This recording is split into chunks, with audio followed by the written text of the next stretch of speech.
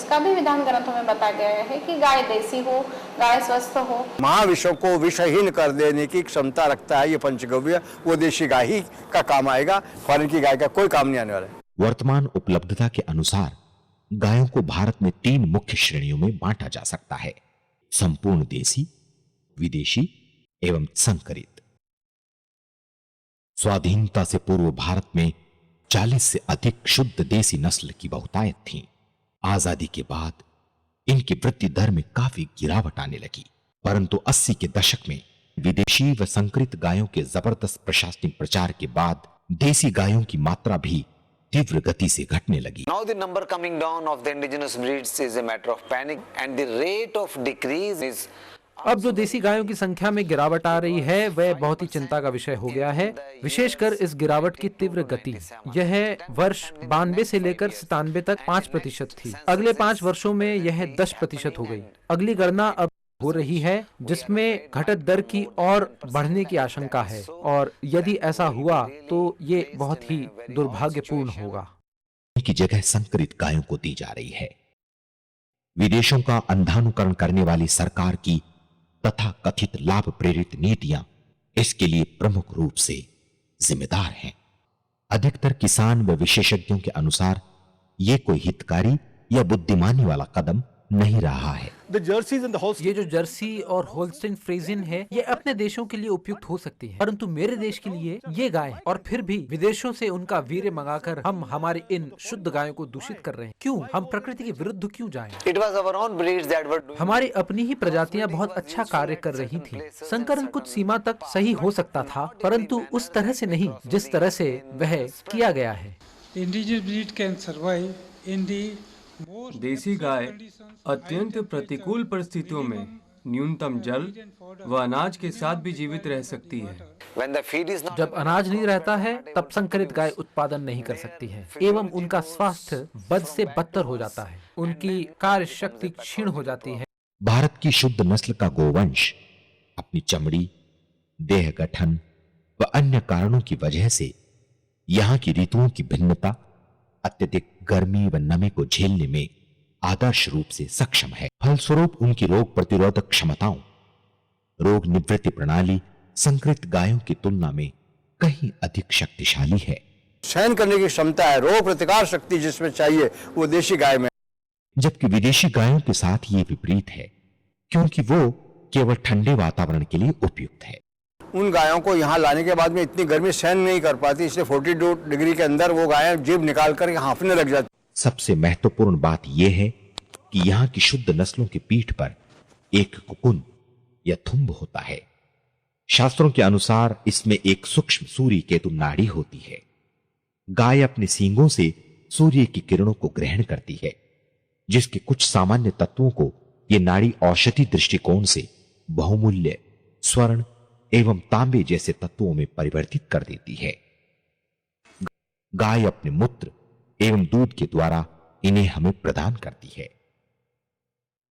इसके अलावा किसी भी जीव की शुद्ध नस्ल के सुरक्षित एवं बेहतर होने के प्राकृतिक कारण भी होते हैं। क्रॉस ब्रीडिंग या संकरण से जन्मे पशुओं के मूल अभिलक्षणों पर एक प्रश्न चिन्ह तो लग ही जाता है।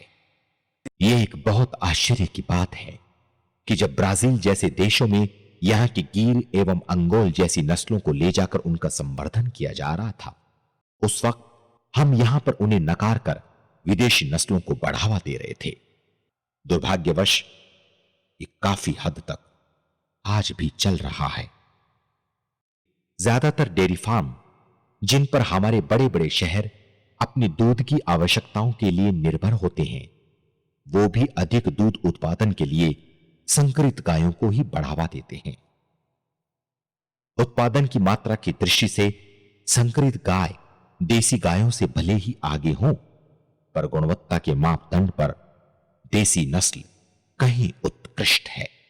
हमारे औषधि के लिए वो कोई काम की नहीं है। आज डायबिटीज बढ़ने का सबसे बड़ा कारण जर्सी का दूध है। जर्सी काऊ देसी गायों की तुलना में जर्सी गायों की गुणवत्ता काफी कम पाई गई है। मैंने इस विषय पर काफी गहरे अनुसंधान किए हैं और तुलना की है संकरित गाय, विदेशी गाय, भैंस, बकरी और देशी गाय के मूत्र में। और मैंने अपनी खोजों में पाया कि देशी गाय का मूत्र बाकी सबों की तुलना में कहीं अधिक श्रेष्ठ है, जो कि शरीर की रोगों से लड़ने की शक्ति को बढ़ाता है।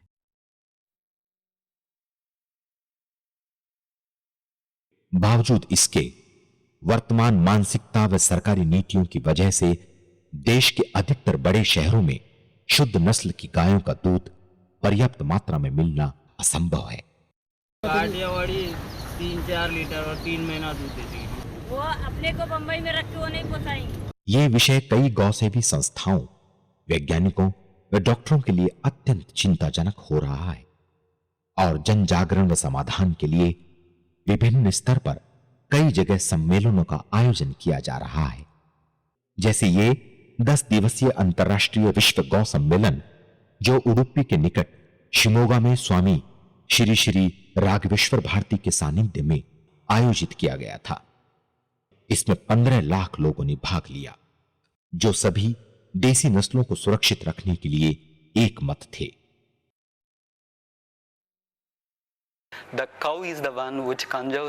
गाय वह प्राणी है जो पदार्थों का संरक्षण करती है। वह जो भी घास या भोजन लेती है उसके कण कण को शक्तिप्रद उत्पादों में परिवर्तित कर देती है। गायों का खानपान भी उसके गव्यों के सामर्थ्य को प्रभावित करता है। यद्यपि गाय अपने खानपान में आए विष को भी अपनी चर्बी में सोख लेती है और अपने मूत्र व दूध में नहीं आने देती है, पर उसके गव्यों से अधिक प्रभावशाली परिणाम पाने के लिए कुछ बातें आवश्यक हैं। तो हम लोग शतावरी और अश्वगंधा खिलाते हैं गाय को, ताकि उसके शरीर में शक्ति बने और उसका गोमूत्र जो आए हमारे पास में गोबर आए तो वो अच्छा पावरफुल आए। कैंसर जैसे, एड्स, HIV जैसे बीमारी में अगर हमें फाइट करना हो, कुदरती चारा जो उसको मिल जाता, घास चारा जो मिलता है वही खाना उससे जरूरी है। कैटल फील्ड जो खाती है गाय, उसका गौमूत्र लेने से फायदा होगा नहीं। First few minutes of milking, the fat content is very less. And दूने के प्रारंभिक कुछ क्षणों में वसा या फैट की मात्रा कम होती है और ये हमारे स्वास्थ्य के लिए लाभदायक होता है। परंतु जैसे जैसे हम अधिक दूध दूहते हैं यह मात्रा बढ़ती जाती है। मानो कि जैसे जैसे हमारा लालच बढ़ता है वैसे वैसे प्रकृति भी दूध को विषाला बनाती जाती है।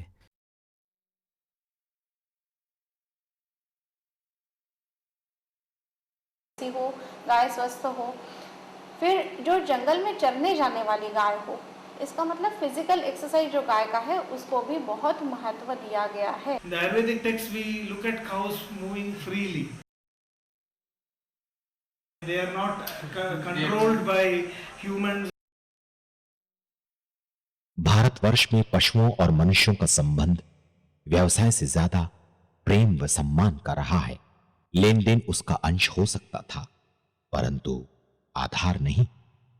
गोवंश को व्यावसायिक उत्पादकता से परे घर के सदस्य जैसा रखा जाता था।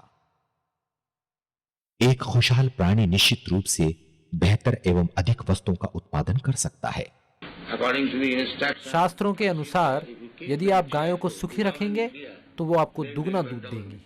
They celebrate life, we celebrate हम life जीवन with का them. आनंद लेते हैं, That brings वे भी an हमारे additional साथ साथ quality जीवन का आनंद लेती which हैं no modern और science of इससे preparation can दूध में एक विशेष गुण enhance. उत्पन्न होता है जिसे आधुनिक चिकित्सा विज्ञान शायद नहीं समझ पाए।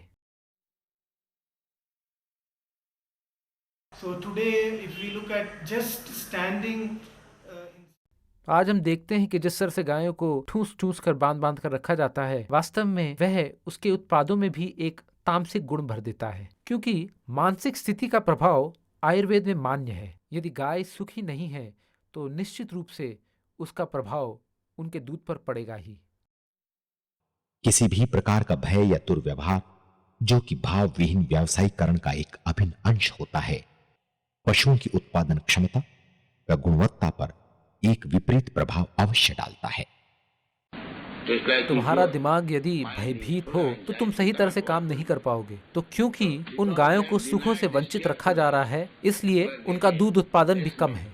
So the way cows are treated today is extremely stressful for the cow. बछड़े पैदा होने के उपरांत वात्सल्य भाव की अधिकता के कारण बछड़े के स्पर्श से ही गाय के स्तनों में दूध उतर आता है। Milk is for Ayurveda symbol of love. It has got Ayurveda में दूध प्रेम का प्रतीक है और स्नेह गुण से पूर्ण है। कोई माँ जब अपने छोटे शिशु को दूध पिलाती है तो वह मात्र एक पदार्थ का आदान प्रदान नहीं रह जाता, बल्कि जैसा कि अब स्थापित हो चुका है, वह बच्चे के प्रति माँ द्वारा प्रदर्शित प्रेममय भाव को भी व्यक्त करता है। यही परस्पर प्रेम माँ को और अधिक दूध देने का सामर्थ्य देता है।